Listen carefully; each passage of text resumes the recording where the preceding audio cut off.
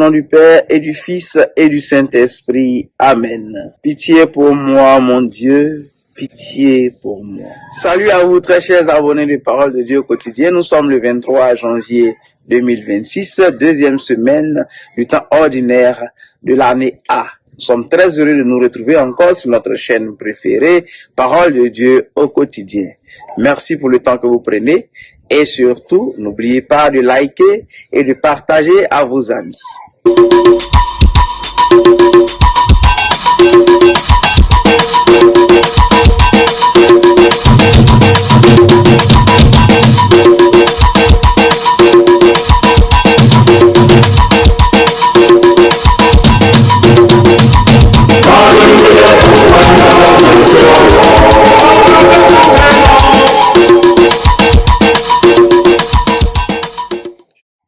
Frères et sœurs, nous poursuivons toujours notre méditation avec le premier livre de Samuel. Et la première lecture qui nous est proposée ce jour, nous voyons que le conflit entre Saül et David prend de l'ampleur. Mais ce qui est spécial dans ce texte, c'est que David a particulièrement l'avantage de détruire et de tuer son ennemi. Mais il va proposer un chemin de réconciliation pour que la foi et la paix, l'amour soient sauvés. La deuxième lecture que nous avons entendu l'évangile nous présente Jésus qui donne une consigne d'évangélisation à ses disciples qu'il établit apôtres 12 et les envoie en mission. La question que nous nous posons est simple. Que veut nous dire le Seigneur? Frères et sœurs, il y a une question difficile que quelquefois nous n'aimons pas aborder. C'est la question de la jalousie et de la méchanceté, surtout au cœur de l'Église. Méchanceté et jalousie, hors de l'église, nous la comprenons. Méchanceté et jalousie au cœur de l'église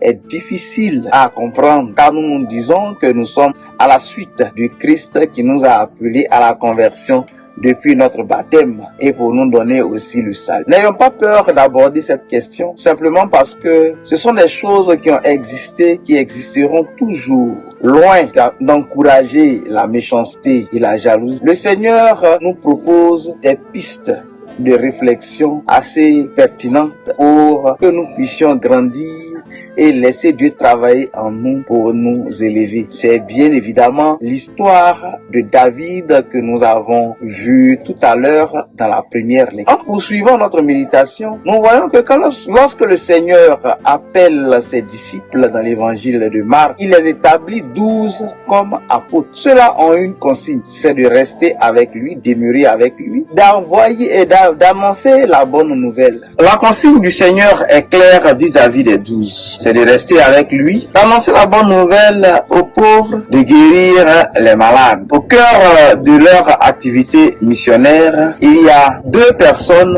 l'un qu'on appelle Simon-Pierre, l'autre s'appelle Judas Iscariote. Les deux vont trahir Jésus, mais c'est lui qui les a appelés. Est-ce que le Seigneur va s'attarder sur la trahison? Est-ce que le Seigneur va s'attarder sur la méchanceté? Est-ce que le Seigneur va s'attarder sur la jalousie? D'ailleurs, il nous enseigne, à l'image de David, de pardonner, de libérer notre cœur, car la vengeance appartient à Dieu. C'est lui qui sait nous élever. C'est lui qui sait pourquoi nous aider devant la méchanceté et l'injustice, la jalousie. Recommandons-nous à Dieu. C'est lui qui saura nous aider. Demandons plutôt à Dieu de nous rendre justice que de chercher à nous-mêmes nous rendre justice. C'est lui qui sait aussi pourquoi nous conduit sur ce chemin tortueux, difficile de méchanceté et de jalousie. Quand nous arriverons à la fin, il saura déployer toute sa puissance pour le salut de chacun de nous. David a réussi cette mission en ne portant pas la main sur Saül, qui était aussi loin de Dieu. Il y a des situations assez difficiles. Demandons au Seigneur de nous aider à pardonner. Demandons au Seigneur de nous aider à libérer notre cœur.